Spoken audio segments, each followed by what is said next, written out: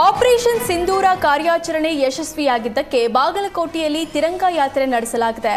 ಬೀಳೂರಜ್ಜನ ದೇವಸ್ಥಾನದಿಂದ ಯಾತ್ರೆ ಆರಂಭವಾಗಿ ಬಸವೇಶ್ವರ ವೃತ್ತದವರೆಗೂ ಯಾತ್ರೆ ನಡೆಸಲಾಯಿತು.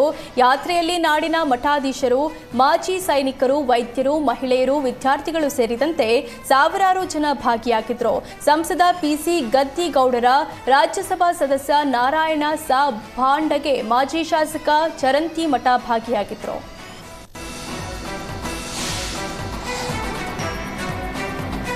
ರಾಯಚೂರು ನಗರದ ಎಲ್ಬಿಎಸ್ ನಗರದಲ್ಲಿನ ಪಡಿತರ ಅಂಗಡಿಯಲ್ಲಿ ಭಾರೀ ಗೋಲ್ಮಾಲ್ ನಡೆದಿದೆ. ಒಂದು ಪಡಿತರ ಚೀಟಿಗೆ 5 ಕೆಜಿ ಅಕ್ಕಿ ಕಡಿತಗೊಳಿಸಲಾಗ್ತಿದೆ.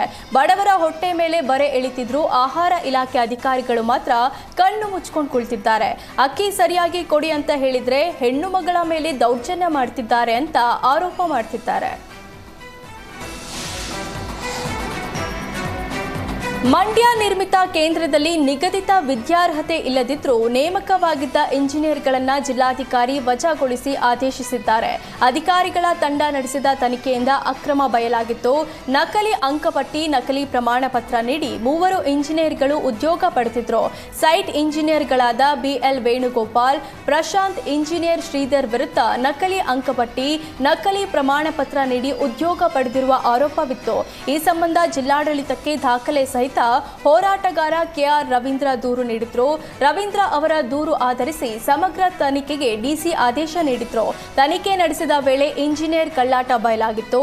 ನಿರ್ಮಿತ ಕೇಂದ್ರದ ಬೋರ್ಡ್ ಮೀಟಿಂಗ್ ನಿರ್ಣಯದಂತೆ ಇಂಜಿನಿಯರ್ಗಳನ್ನು ವಜಾಗೊಳಿಸಲಾಗಿದೆ.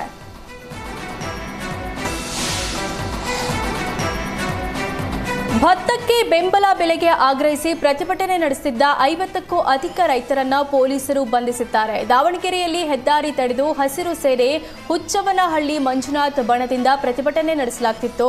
ಭತ್ತದ ವ್ಯಾಪಾರಿಗಳು ಕೇವಲ 1600 ರೂಪಾಯಿವರೆಗೆ ಭತ್ತ ಕೊಂಡುಕೊಳ್ತಿದ್ದಾರೆ. ಇದರಿಂದ ಜಮೀನಿಗೆ ಮಾಡಿದ ಖರ್ಚು ಕೂಡ ಬರೋದಿಲ್ಲ. ಹೀಗಾಗಿ ಭತ್ತಕ್ಕೆ ಬೆಂಬಲ ಬೆಲೆ ನೀಡುವಂತೆ ರಾಷ್ಟ್ರೀಯ ಹೆದ್ದಾರಿ ತಡೆದು ಪ್ರತಿಭಟನೆ ನಡೆಸಲಾಗಿದೆ. ಕಳೆದ 1 ತಿಂಗಳಿನಿಂದ ವಿವಿಧ ಸಂಘಟನೆಗಳಿಂದ ಪ್ರತಿಭಟನೆ ನಡೆಯುತ್ತಿದೆ.